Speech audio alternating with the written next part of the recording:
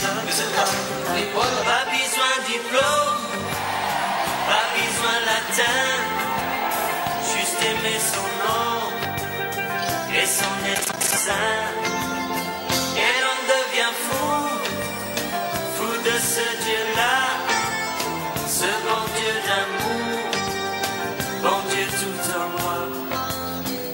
Si tu veux le vivre, faut que tu le fasses avec moi.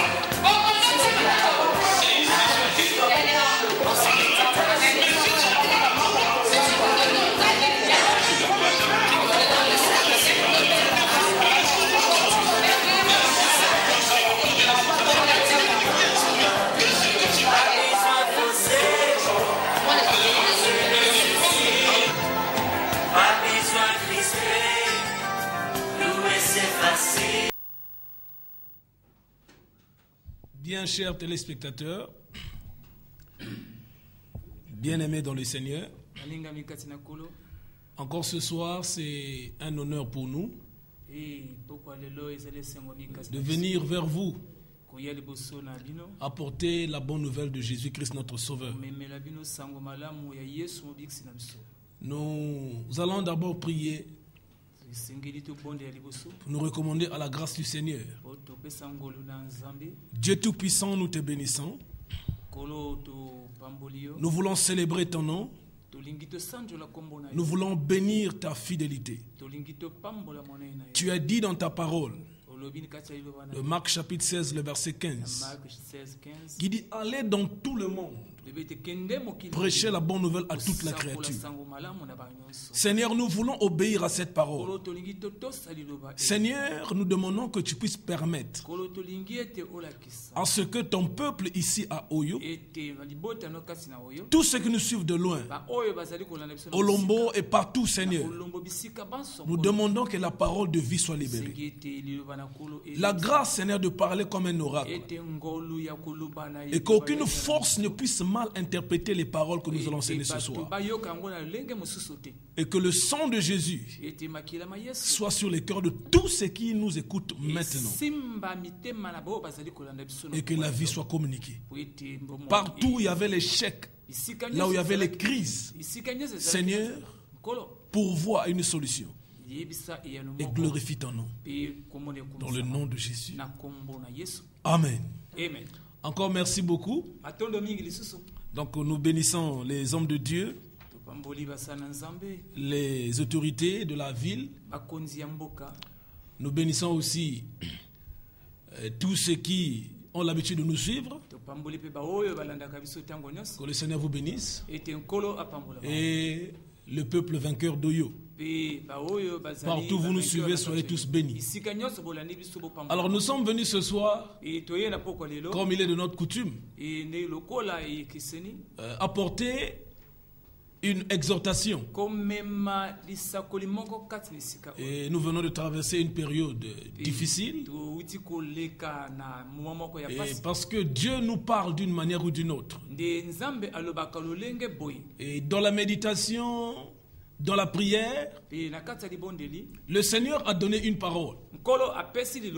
Et nous regardons tout autour de nous.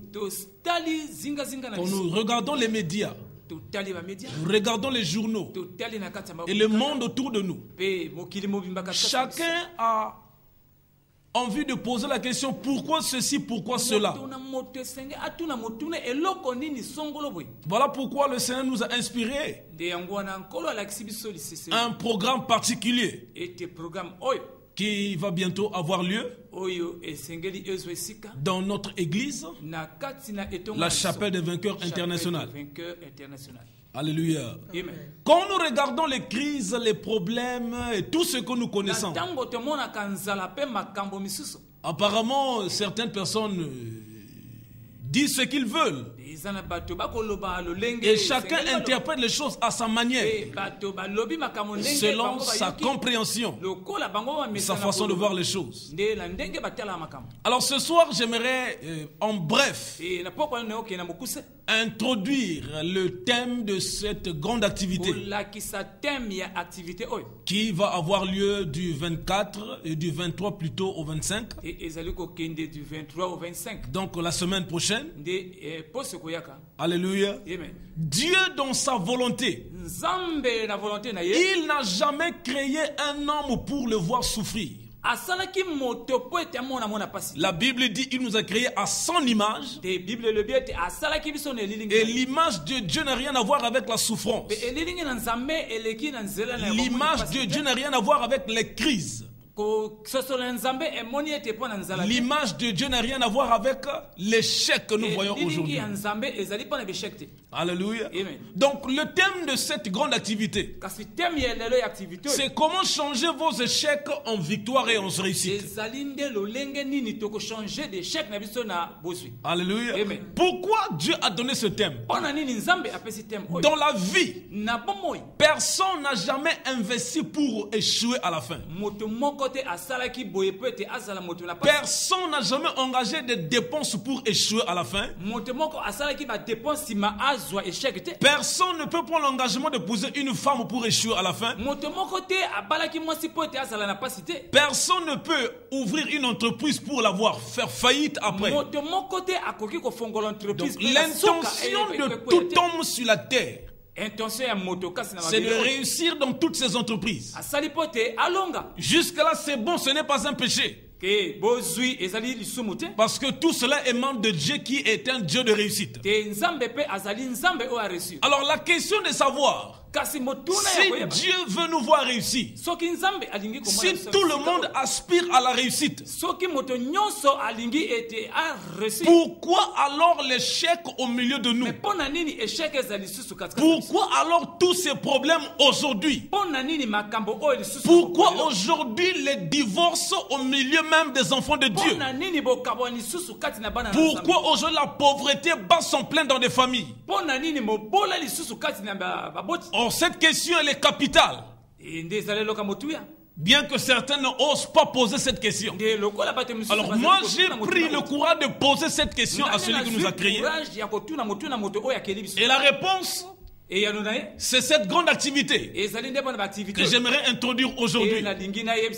Alléluia. Amen. Donc les crises existent, les problèmes existent, les déceptions existent, le chômage existe, le célibat existe, les maladies existent. Alléluia. Amen. Mais dans toutes ces choses, il y a une très bonne nouvelle. Dieu au milieu de ces choses peut nous faire réussir. Donc aujourd'hui, j'aimerais en bref parler sur ce que j'ai titré par l'aide de Dieu, par son esprit, découvrir les bénédictions qui sont cachées derrière l'échec et les crises de la vie. Découvrir les bénédictions qui sont cachées derrière l'échec, derrière le célibat, derrière la stagnation, derrière la pauvreté et derrière tout ce qu'on peut citer de ce qui n'est pas bon. Alors j'aimerais commencer en lisant les Écritures. Je vais demander à maman Géraldine de nous lire Malachie chapitre 4, les versets 1 jusqu'au verset 3. Donc là où vous nous suivez, nous vous demandons de lire. Et soyez des chrétiens de Béret pour vérifier toute écriture. Si cette écriture ne vient pas de Dieu, trouvez-moi dans la rue, jetez-moi les pieds. Malachie chapitre 4, les versets 1 au verset 3. Maman, lisez si vous êtes à la page. Pendant que maman pasteur va s'apprêter pour lire Romains chapitre 8, le verset 28. Maman, Malachie 4, du verset 1 au verset 3, nous disons au nom de Jésus. Car voici, le jour vient, ardent comme une fournaise. Tous les hautains et tous les méchants seront comme du chaume. Les jours qui viennent les embrasera, dit l'Éternel des armées. Il ne leur laissera ni racine ni rameau. Mais pour vous qui craignez mon nom, se levera le soleil de la justice, et la guérison sera sous ses ailes. Vous sortirez et vous sauterez comme le veau d'une étable, et vous foulerez les méchants, car ils seront comme de la cendre sous la plante de vos pieds, au jour que je prépare, dit l'Éternel des armées. Alléluia. Que Dieu bénisse sa parole. Nous allons demander à Maman Pasteur de nous lire Romains chapitre 8, le verset 28 à 32. Donc nous vous demandons aussi attentivement ces écritures. Romains 8, le verset 28 à 32. Lisons la parole de Dieu. Nous savons du reste que toute chose concourt au bien de ceux qui aiment Dieu, de ceux qui sont appelés selon son dessein. Car ceux qu'il a connus d'avance, il les a aussi prédestinés à être semblables à l'image de son Fils, afin que son Fils fût le premier-né entre plusieurs frères. Et ceux qu'il a prédestinés, il les a aussi appelés. Et ceux qu'il a appelés, il les a aussi justifiés. Et ceux qu'il a justifiés, il les a aussi glorifiés. Que dirons-nous donc à l'égard de ces choses? Si Dieu est pour nous, qui sera contre nous? Le verset 32, lui qui n'a point épargné son propre Fils, mais qui l'a livré pour nous tous, comment ne nous donnera-t-il pas aussi toutes choses avec lui? Alléluia. Amen. Alors nous avons ces deux écritures qui résument cette activité. Alors nous avons dit ici dans le chapitre 4, la Bible dit voici le jour vient, ardent comme une fournaise. Il dit il y aura des chaleurs atroces. La chaleur ici représente les problèmes difficiles. Quelqu'un qui est dans un foyer, soudain il prend la décision de quitter le foyer. Et aujourd'hui ce n'est plus de l'histoire parce que nous sommes en train de vivre ces choses. Quelqu'un qui travaille, soudain il prend la décision de démissionner. Parce que selon lui, la vie est mieux en Europe. Le Seigneur nous aide à comprendre. Et Paul ici nous dit que nous savons du reste que toutes choses. Donc il arrive de fois même ce que tu appelles problème est un instrument que Dieu peut utiliser pour glorifier son nom. Tout dépend de notre façon de voir. Parce que dans la vie, votre façon de voir, c'est ce qui détermine ce qui va vous arriver. Alléluia. Amen. Votre façon de voir, ce que le monde appelle problème, votre façon de voir, ce que le monde appelle crise, votre façon de voir, ce que le monde appelle échec. Alléluia. C'est ce qui détermine votre attitude. Et votre attitude détermine votre réaction. Et la réaction détermine les résultats que vous allez avoir. Donc, le résultat peut être soit l'échec, tout comme cela peut être une réussite. Tout dépend de votre façon de voir. Voir quoi? J'aimerais préciser une chose ici. Tout dépend de votre façon de voir ce que le monde appelle crise. J'ai dit dans l'introduction que personne n'a jamais voulu échouer dans la vie. Mais ce que les autres appellent problème, si vous comprenez la parole de Dieu, c'est possible de percer au milieu même des crises. C'est possible d'avoir une renommée au milieu des tribulations. Quel est l'objectif même de cette grande activité? Nous sommes en train de prendre notre temps à mobiliser toute la population. Parce que Dieu ne veut pas que nous puissions échouer dans ce que nous sommes en train de faire. Donc très bientôt je vais essayer d'expliquer ici c'est quoi ce que le monde appelle échec. Donc, tu vas comprendre. Vous allez comprendre que l'échec n'est pas ce que les gens prétendent. Alléluia.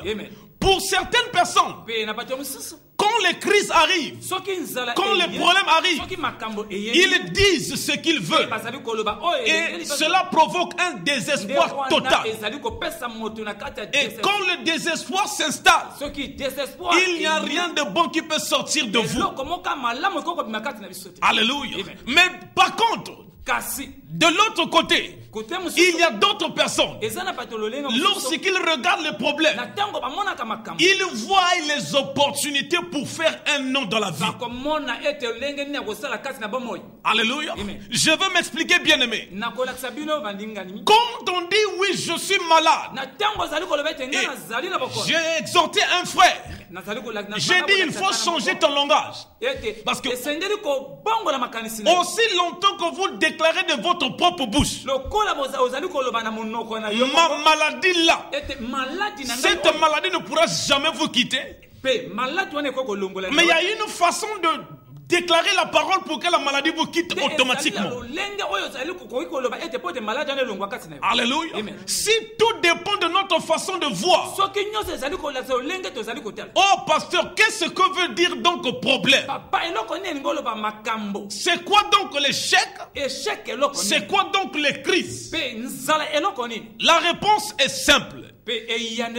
La première réponse ce soir, bien aimé, vous tous qui avez l'opportunité de le suivre, je ne sais pas ce qu'on vous a dit dans votre famille, je ne sais pas ce qu'on vous a dit là où vous partez, mais j'aimerais te dire ici, Dieu qui nous a créés, la Bible dit toutes choses, y compris ce problème qui vous dérange.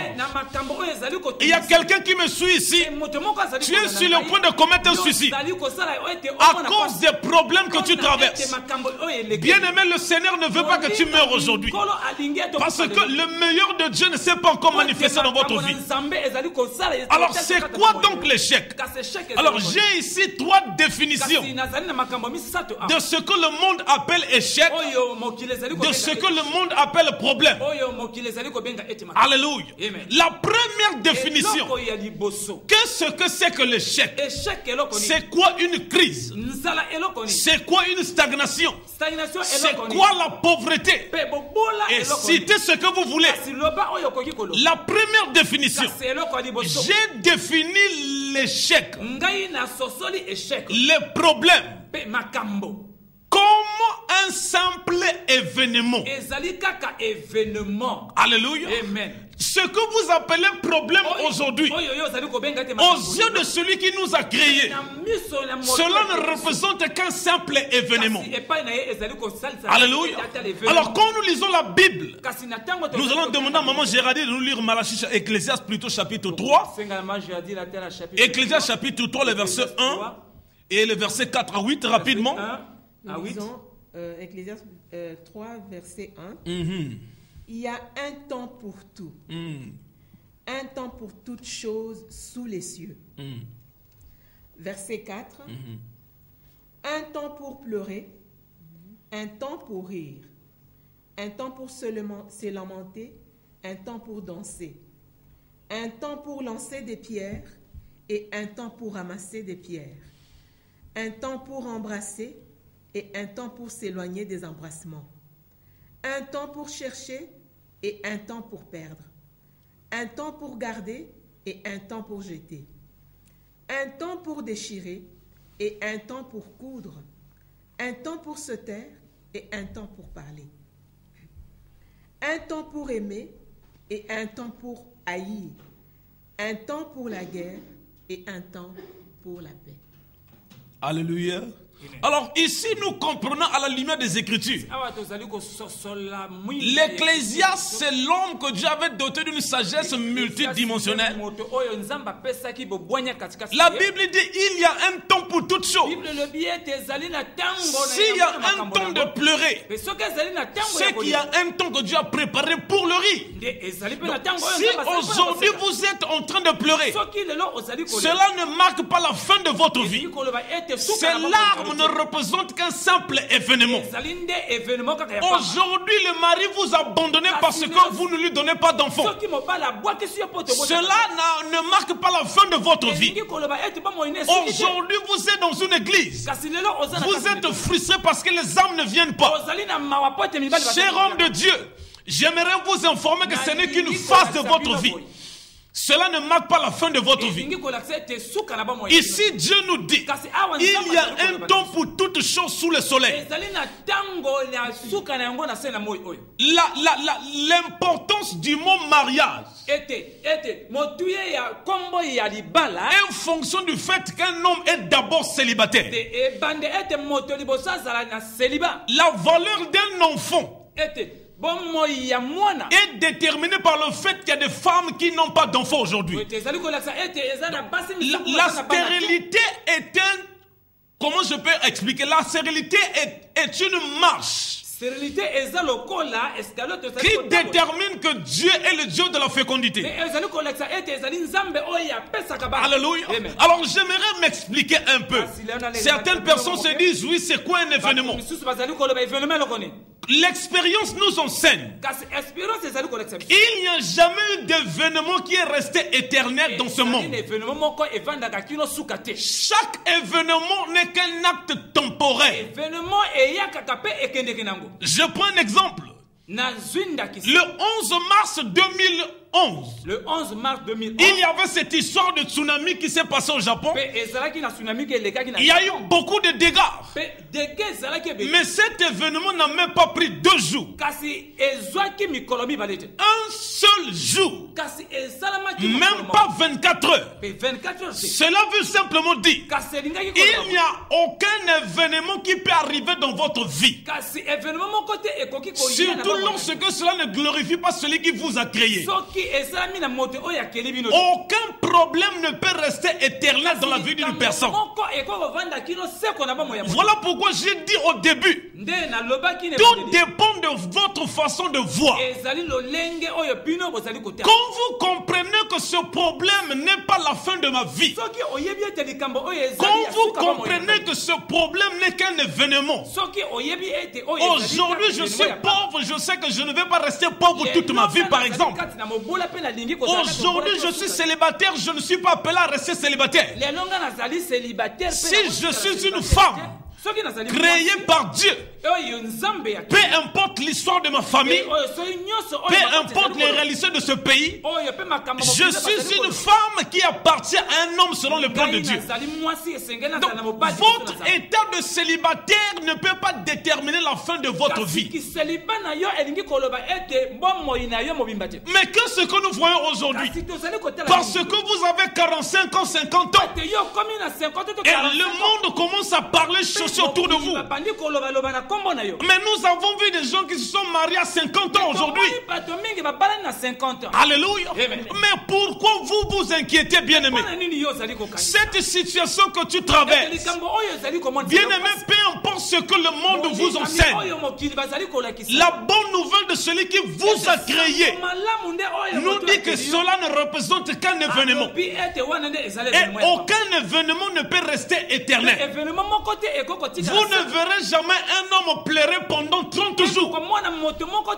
Même s'il a l'onction de pleurer, il va pleurer, il va se fatiguer, il aura mal à la tête, il va se calmer.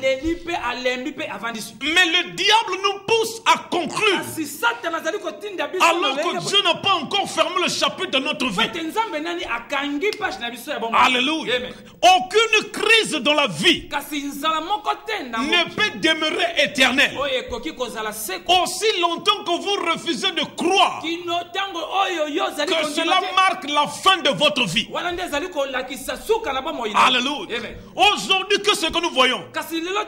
Beaucoup de gens passent leur temps à célébrer leurs problèmes.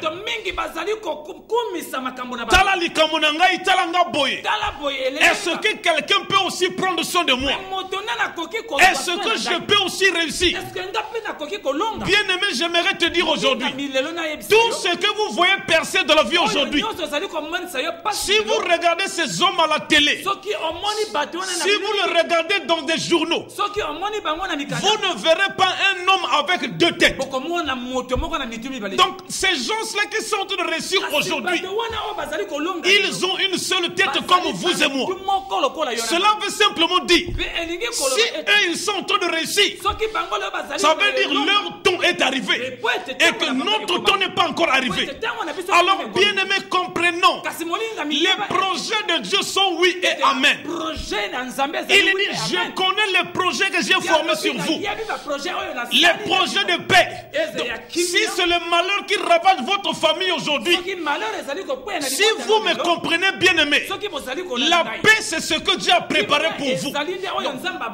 Quelqu'un qui est à bord d'un avion, c'est vrai dans les airs. Les turbulences, des fois les gens se paniquent. Mais vous allez, une fois que l'avion atterrit, tous ceux qui sont à bord de l'avion, la première chose, ils s'acclament.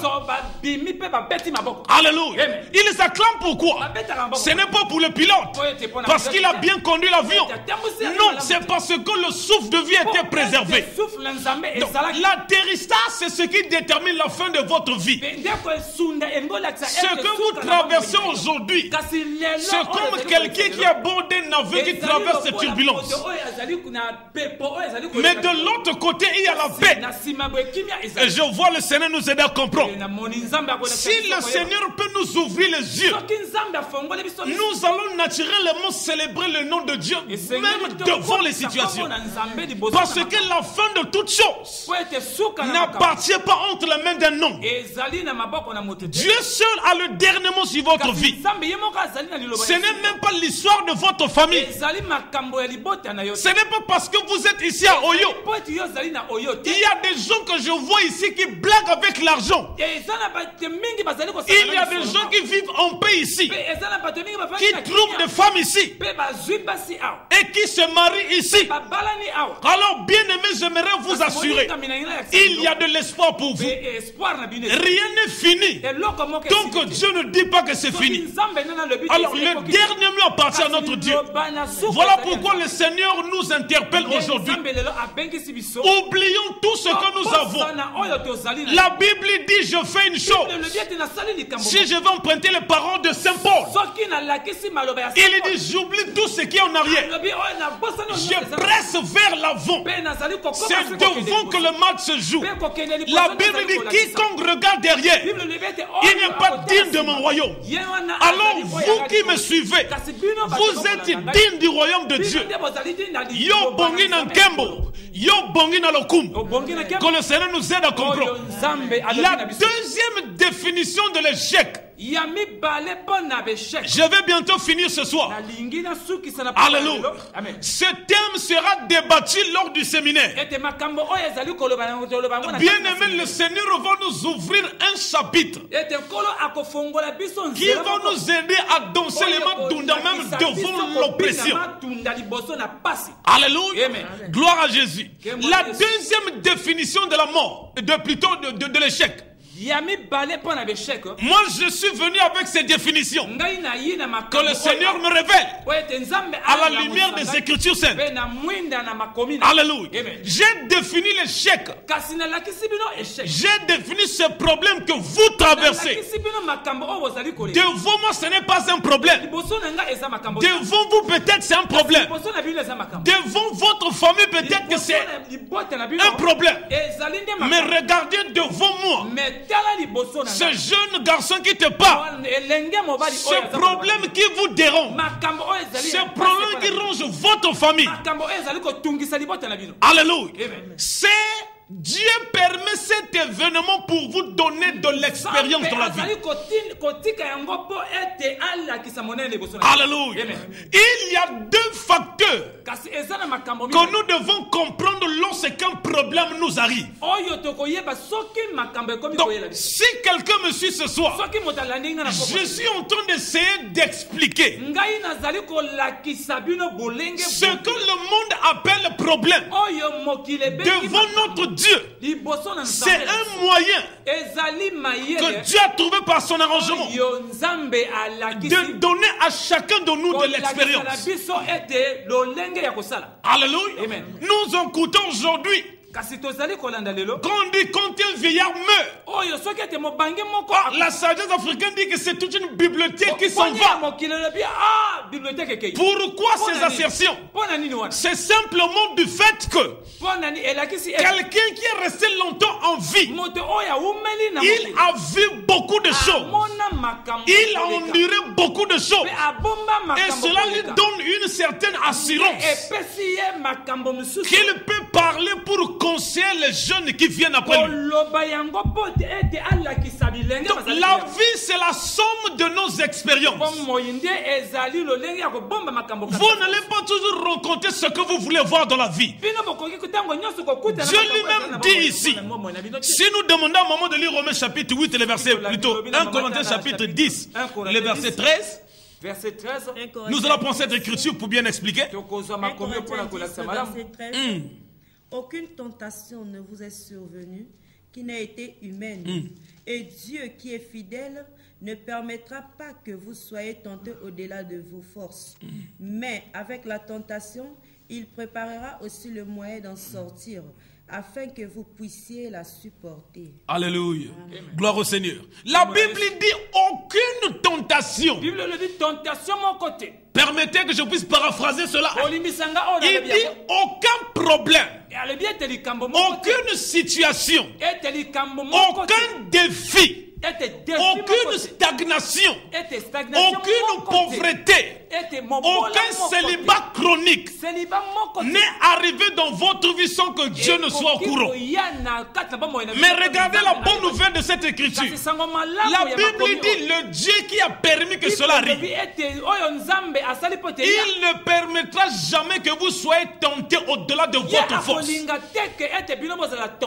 que cela veut dire? Dieu veut simplement nous dire ici, si Dieu permet que tu traverses cette situation, parce qu'il ne veut pas te voir mourir, c'est qu'il a mis en toi toute la grâce pour endurer cette situation. Cela fait de cette situation que vous appelez problème un temps d'apprentissage. Alléluia. Donc quand une situation arrive, quand vous n'arrivez plus à progresser dans la vie, votre foyer ne marche plus, les affaires ne marchent plus, rien ne marche dans la famille, vous n'avez pas besoin de chercher un sorcier quelque part. Laissez le sorcier tranquille. Il n'a aucun pouvoir sur votre vie. Dieu seul a le pouvoir sur votre vie. Alléluia. Voilà pourquoi nous avons oublié même de prier pour ces gens. Parce que parmi eux, il y a des enfants de Dieu que l'ennemi est en train de détruire aujourd'hui. Alléluia. Le plus grand sorcier de la vie, c'est l'état de votre ignorance. Alléluia.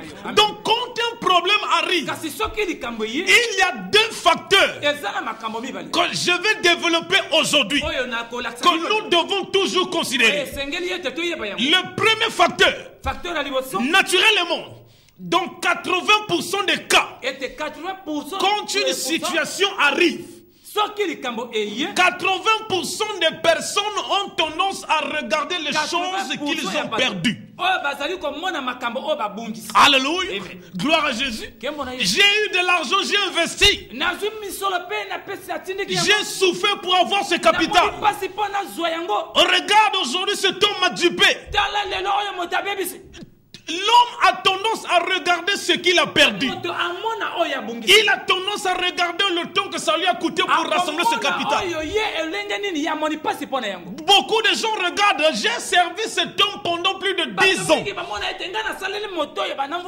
Aujourd'hui, je ne suis plus la femme de sa vie. Bien aimé, ça c'est un côté. Mais il y a un autre facteur qui est capital. Parce que aussi longtemps que vous restez assis sur ce que vous avez perdu, il n'y a aucune solution que vous allez gagner si ce n'est le trou. La Bible dit ne vous inquiétez de rien, mais en toute chose faites connaître vos besoins à Dieu. Il ne tourne pas vers un homme parce qu'il sait qu'aucun homme ne peut résoudre notre problème. Alléluia. Le deuxième facteur, quand un problème arrive, arrive, c'est l'expérience que nous allons gagner. Quand vous traversez cette turbulence, quelles sont les leçons que vous tirez? C'est là la bénédiction derrière le problème. Quelqu'un que vous avez honoré pendant plus de 15 ans, parce que vous n'arrivez pas à lui donner un enfant, il vous abandonne pour aller trouver une autre femme, soit disant qui va lui donner des enfants. Bien aimé, au lieu de faire de ça un problème, vous ferez mieux d'apprendre une leçon. Et quelle est la leçon pour ce cas?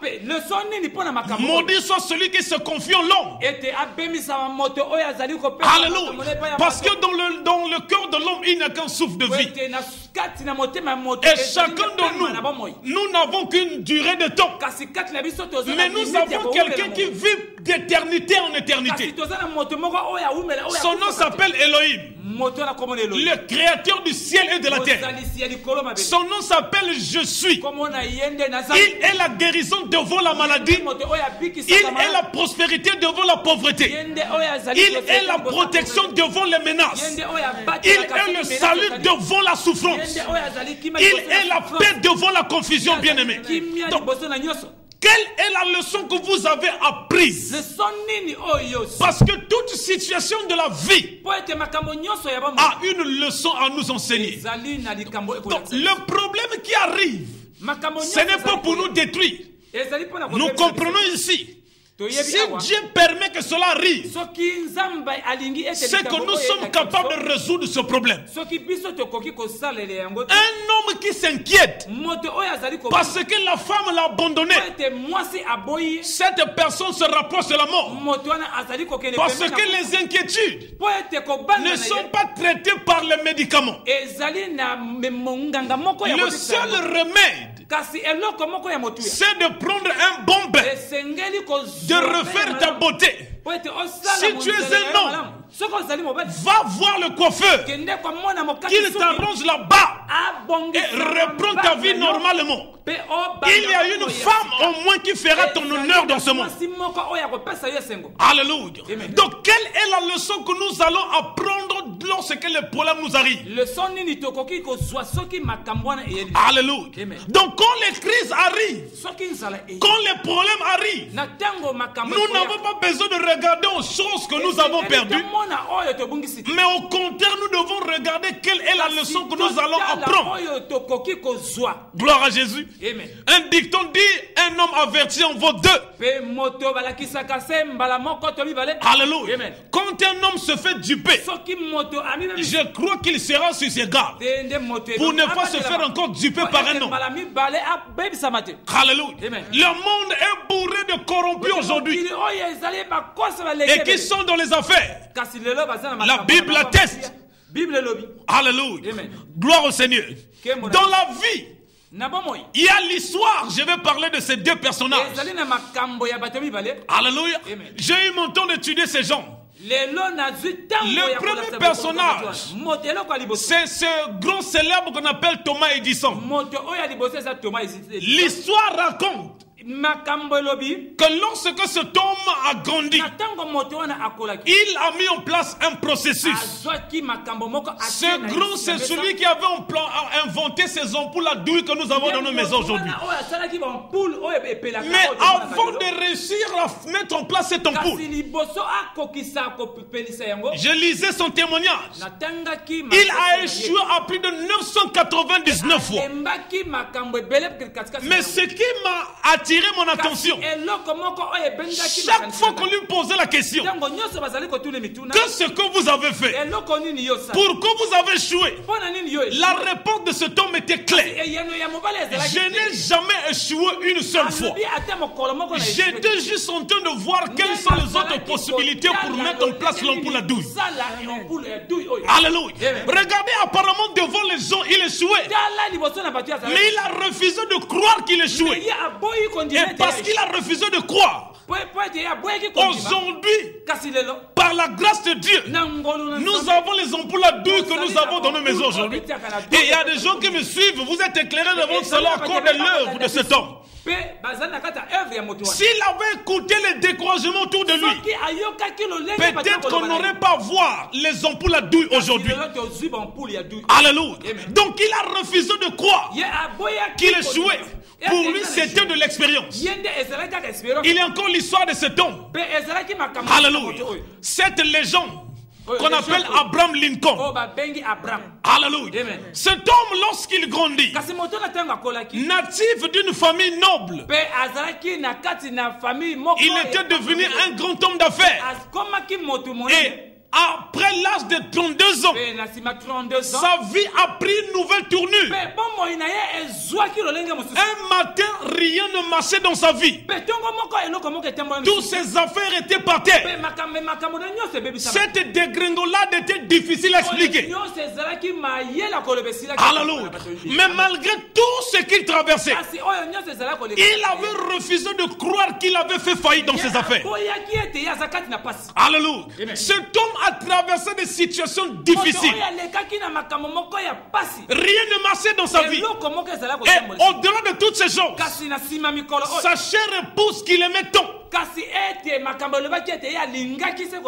venait de le quitter parce que la mort l'avait visité. Donc il se retrouve veuf. Mais malgré toutes ces situations, cet homme est resté ferme parce qu'il était en train d'apprendre et d'avoir de l'expérience.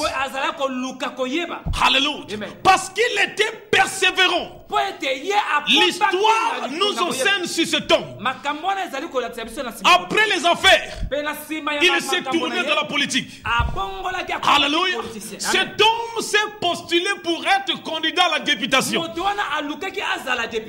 L'histoire enseigne qu'il a échoué à maintes reprises. Un jour, on lui posait la question. Il dit, est-ce que vous allez réussir? Il dit, je n'ai pas encore échoué. Je suis en train de rassembler les efforts. Je suis en train de rassembler les stratégies pour être particulier lorsque mon tour viendra. Alléluia. Il n'a pas pu avoir la députation. Il a encore postulé pour la vice-présidence aux États-Unis. Et après les élections, il a encore échoué. Mais il était là en train d'avoir de l'expérience. Parce qu'il apprenait. Et la fin de ce temps, il s'est postulé pour la présidence des États-Unis. Et 28 ans après, avec tout ce qu'il a traversé, 28 ans après, donc, à l'âge de 60 ans, Abraham Lincoln est devenu le 16e président des États-Unis d'Amérique. Pourquoi je vous raconte ces histoires? Rien n'est fini, bien aimé. Vous n'êtes qu'en train de traverser une phase de votre vie. Un homme a dit, si tu traverses le feu, ne t'arrête pas. Sinon le feu va te brûler. Mais après le feu, il y a la vie, il y a la chaleur, il y a la paix, il y a la prospérité. Alléluia. Que le Seigneur nous aide. Je vais finir ce soir. C'est quoi l'échec? C'est quoi les problèmes? C'est quoi les crises? Alléluia. J'aimerais te dire une chose. Les crises et les problèmes ne représentent pas la fin de votre vie. Alléluia. Nous allons demander à maman de nous lire le psaume 37, le verset 24. Psaume 37, le verset 24. Psaume 37, verset 24.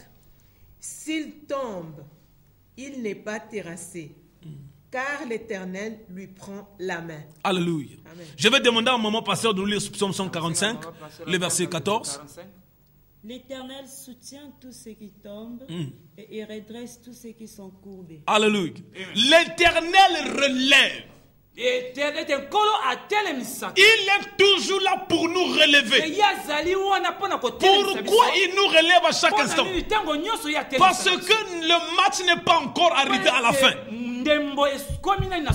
Ah, Le sifflet final lui appartient. Il est le seul arbitre de votre vie. Donc il ne siffle pas la fin du match, bien aimé, ne perdez pas espoir. Alléluia. Il n'a pas encore fini avec vous. Alors bien aimé, gardez courage. Et comprenez bien aimé, ce problème vous arrive, ce n'est pas pour vous détruire.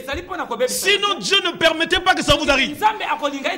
Si Dieu permet que cela arrive, c'est juste pour vous dire qu'il n'a pas encore fini avec vous. Alléluia. Tous ceux qui réussissent aujourd'hui, personne n'a jamais émergé de la vie sans endurer une situation négative. Si quelqu'un vous dit qu'il a réussi sans transpirer, sans souffrir, il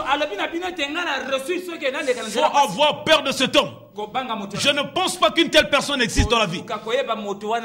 Chacun de nous a une histoire à raconter. S'il faut donner le micro à tous les citoyens aujourd'hui, nous serons surpris de l'expérience que nous allons avoir.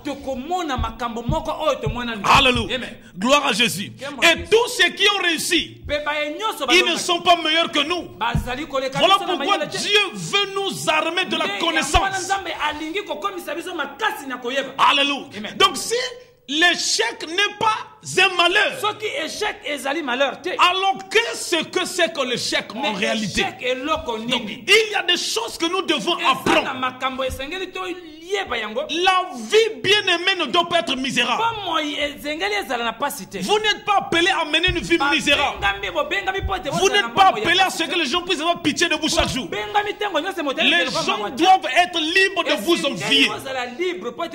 Mais cette vérité ne sera jamais une vérité dans votre vie aussi longtemps que vous n'embrassez pas la parole de Dieu que Jésus-Christ. Que le Seigneur vous bénisse ce soir. Donc j'interpelle à toute la population. Vous traversez des situations difficiles. On vous a dit que vous n'allez plus réussir, vous êtes vaurien. Que le Seigneur vous aide à comprendre. Alléluia. Donc à partir du 23 jusqu'au 25, nous avons une grande activité à la chapelle de vainqueurs internationale. Donc le thème, c'est nous allons débattre l'introduction que vous avez écoutée aujourd'hui. Si l'échec n'est qu'un tremplin vers la réussite, qu'est-ce qu'il faut faire? Qu'est-ce qu'il ne faut pas faire? Quelles sont les choses que j'avais l'habitude de faire sans savoir que ce n'était pas comme ça que je devais les faire? Voilà pourquoi le Seigneur vous invite à ce grand séminaire. Donc très bientôt vous aurez les invitations dans votre maison. Et bien aimé, n'endurcissez pas votre cœur. Il veut nous voir réussir. Il est content lorsque vous réussissez. Et il est attristé lorsque vous échouez dans la vie. Que le Seigneur vous aide. Alors à vous tous qui m'avez suivi ce soir, la première porte qui conduit à la réussite, c'est Jésus-Christ de Nazareth. Il a dit: je suis le chemin, la vérité et la vie. S'il n'est pas dans votre vie, vous pouvez avoir de l'argent. Cet argent peut vous mener dans les problèmes. Or, lui garantit la paix. Il protège vos biens. Il protège vos enfants. Quand vous êtes envié par les méchants, il sera là pour veiller à ce que vous soyez en paix.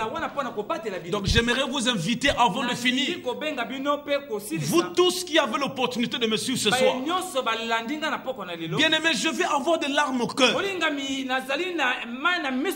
Si vous endurcissez votre cœur ce soir, Jésus par ma voix vient dans votre maison. Vous êtes devant la boutique, vous me suivez dans la rue, vous êtes peut-être dans un bar. En fait, c'est à toi que je m'adresse en personne. Alors là où tu es, le lieu où tu te trouves ne compte pas. Il a dit: venez tel que vous êtes. Alors si réellement tu m'as suivi, la vie dans ce monde sans Christ est un triste sort. Alors bien aimé, si vous m'avez suivi, j'aimerais t'aider à recevoir ce Jésus. Je l'ai reçu. Et aujourd'hui, je ne le regrette pas. Alors vous qui me suivez, si vous êtes en famille, vous baissez la tête là où vous êtes. Si vous allez vous agenouiller pour honorer votre Jésus, sentez-vous libre. Vous allez mettre la main droite à la poitrine. Et vous tous qui me suivez, vous allez dire après moi, Seigneur Jésus, aujourd'hui, je viens à toi. Je suis un pécheur. Je le reconnais. Seigneur, j'ai toujours échoué. Les choses ne marchent pas dans ma vie. Mais avec toi, je sais que je vais réussir. Voilà pourquoi j'aimerais te recevoir dans mon cœur comme mon Seigneur et mon Sauveur personnel. Prends le contrôle de ma vie. Aide-moi, Seigneur de gloire, à marcher en accord avec ta parole. Conduis-moi pas, Seigneur, là où la parole de vie est enseignée, afin que ton nom soit glorifié. Au nom de Jésus. Amen. Alors, gardez la main à la poitrine. J'aimerais prier pour vous. Et en même temps, je vais prier pour vous, tous qui me suivez. Vous avez des maladies incurables, cancer de foie, épilepsie, je ne sais pas, rhumatisme, partout où vous me suivez. Vous mettez la main droite là où vous avez mal. Si c'est à l'épaule, vous mettez la main à l'épaule. Si à la tête, vous mettez la main. Si c'est la dent, vous mettez la main à la joue. Si c'est le mal de bas-ventre, vous mettez la main au bas-ventre. Et je vais déclarer la vie. Et le Dieu du ciel que nous servons, le Dieu de la libération va vous localiser. Éternel Dieu Tout-Puissant, je te bénis, je te rends grâce parce que tu es Dieu. Seigneur, tu m'as appelé à te servir. Et Seigneur, j'ai fait fils, Seigneur de gloire, à tout pour te servir. Tu m'établis, Seigneur, berger sur ton peuple. Et aujourd'hui, par élection de grâce, tu as permis que je me tienne, Seigneur de gloire, dans cette station pour déclarer ta parole à ton peuple. Seigneur, nous demandons que la parole de Dieu soit libérée par les anges. Partout où les gens nous suivent ce soir, nous demandons que la guérison s'établisse dans leur vie, dans le nom puissant de Jésus. Et que toutes les forces du diable, les liens de la malédiction, le pouvoir du péché tombe maintenant dans votre vie. Et que tout ce qui était dans les ténèbres, qu'il soit éclairé par ta parole, dans le nom puissant de Jésus. Seigneur, merci. J'ai détruit le rhumatisme, le mal de ventre, l'épilepsie. Seigneur de gloire, que tout ce qui est goutte, Seigneur, tout ce qui est esprit de drépanocytose, pour tous ceux qui me suivent maintenant, que toutes les maladies que je n'ai pas pu citer aujourd'hui, Seigneur, tous ceux qui sont dans le lit de l'hôpital, nous demandons que la puissance de Dieu les localise maintenant et que la guérison émane dans leur vie. Dans le nom puissant de Jésus, nous te bénissons, Seigneur. Nous te retenons toute la gloire pour toutes ces vies que tu as délivrées et pour toutes ces âmes. Dans le nom de Jésus, nous avons prié. Nous disons Amen. Que le Seigneur vous bénisse. En tout cas, nous vous bénissons ce soir. Vous tous qui avez reçu la prière, le Seigneur a déjà visité certaines personnes. Nous vous prions. Juste après l'émission, le numéro sera affiché à l'écran. Appelez-nous pour nous partager votre témoignage, afin que cela nous encourage encore à venir vous bénir et que nous ayons des raisons pour bénir le Seigneur. Que le Seigneur vous bénisse. Alléluia. Donc je vous bénis encore. Alors, puisque demain c'est un jour du Seigneur, je ne vais surtout pas hésiter. Vous tous qui m'avez suivi, et vous tous qui n'avez pas d'église, vous tous surtout qui avez reçu Jésus-Christ, le recevoir c'est bon, mais avoir une relation personnelle avec lui c'est mieux. Or, cette relation n'est pas possible si vous n'êtes pas enseigné. Donc demain à 8h pile, nous avons un culte spécial d'onction. Nous allons prier pour briser toutes les oppressions du diable. Et je vais imposer ma main pour chasser tout esprit d'oppression. Donc demain à 8h, soyez tous invités à la chapelle des vainqueurs. Nous sommes au quartier Obongi, juste derrière l'école primaire, qu'on appelle Obongi. Donc le culte commence à 8h et à 10h nous avons fini. Vous aurez le temps de les préparer préparer la nourriture de papa. Donc venez avec toute la famille. Parce que l'onction, quand ça descend sur vous, ça doit concerner toute la famille. Et que le Seigneur vous bénisse au nom de Jésus. Donc encore nous voulons informer ici que nous avons pour être une bénédiction, nous avons ouvert un centre de formation dans nos locaux de notre église et nous disposons les cours gratuits. Donc nous sommes en train de prendre toutes les disciplines. Mais pour un début de cours, nous allons commencer par la langue anglaise, les mathématiques et le français. Donc vous tous qui voulez participer à ce programme, donc demain nous allons faire notre réunion de prise de contact avec tous ceux qui veulent participer à ces cours. Donc demain, la réunion sur l'entretien avec les étudiants, c'est juste après le culte. Donc vous tous qui voulez participer, envoyez vos enfants à l'école, qu'ils viennent apprendre. Alléluia.